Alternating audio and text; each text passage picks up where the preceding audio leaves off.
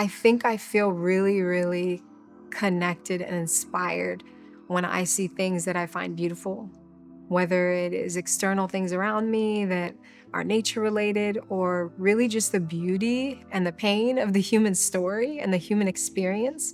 I think those things really inspire me in my writing.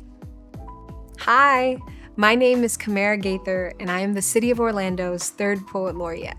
I have loved poetry and the literary arts since I was able to muscle a pencil long enough to put a sentence together.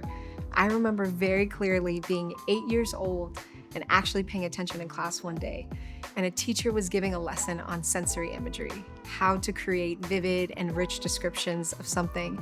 And we were also learning how to make haikus. And I just remember feeling like I like putting words together on a page. And over time, as a kid and even a teen, I always had a journal. I always had a scrapbook. That's just how I process things. And when I got to my undergraduate years, that was a really, really transformative time for me. I had a really inspiring poetry professor named Erica Dawson. She just encouraged me in my writing. And around that same time, I also was introduced to the genre of spoken word poetry for the first time. And I was amazed.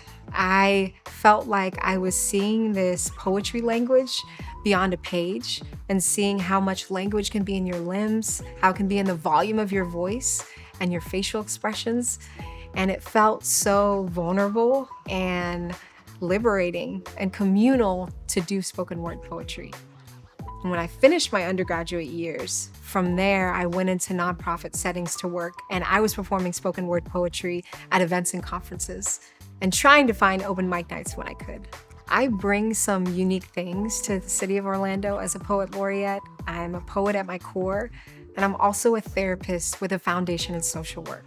And I'm someone who's always trying to figure out how to integrate and maximize the impact of these different parts of me. And because of these different parts of me, I hold human stories in really high regard. I hold them with a lot of compassion and sturdiness, and I tell the human story and experiences in my poetry in a way that is beautiful and truthful and educates and inspires people to feel seen. In my work in the mental health field, I often use poetry with clients and groups just as a tool. Sometimes for clients that have experienced more trauma or have been more siloed in their unique experiences, for example, veterans or survivors of trafficking or even at-risk teens that I've done work with, they need vehicles to approach their experiences more indirectly. So using things like metaphor, using things like personification, rhyme, while those are poetic devices, they're also interventions because it allows people to gently approach things that feel overwhelming. It allows them to create language and understanding about it. And so I find that some of the populations that have less access to the arts, they really, really benefit from getting to describe their experience in a metaphor or describe their experience as something personified.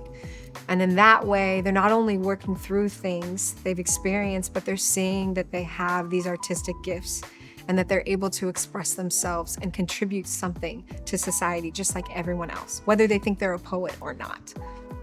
Yeah, I'm also a mother.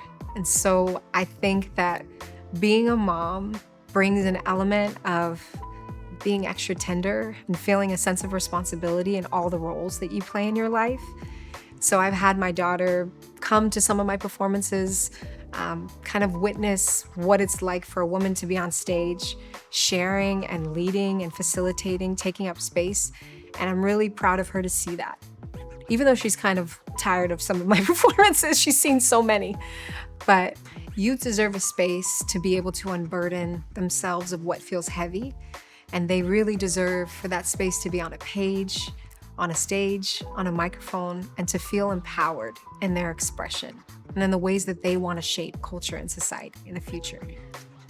The arts in Orlando is very much alive and well and growing. There's no shortage of incredibly passionate and talented artists and artists that are leading in art spaces. And I feel like I've experienced that there's even this spirit of collaboration across different art disciplines that's really unique to Orlando. And even for people that don't consider themselves to be artists here, I've noticed that they want to be in proximity to art. They want to support it, and they want to encourage its expansion. Having a poet laureate in a city like Orlando is incredibly important because we need someone who can reflect the stories and the struggles and the celebrations of our entire community in a way that connects us across our differences and reminds us of our shared humanity. What makes me the most excited about this role is the chance to offer more people experience of all that poetry has to offer. So I really feel like poetry is for everyone, not just the poets. And in poetry, you don't have to have the loudest voice in the room.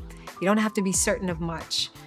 You get to experience poetry in 3 ways, I feel like. You get to experience poetry in a way that it offers us a mirror. It offers us a map and a microphone. I feel like poetry offers us a mirror because it helps us view our internal landscape more clearly. So the questions that we have, the truths that we hold dear, all of our longings, it's there. And a map because it's a guide through our experiences, our emotions, even to pathways forward in life. And lastly, it's a microphone because the things that sit in us unexpressed finally get the honor of language and being witnessed by others. So I think I'm the most excited about people experiencing poetry in that way.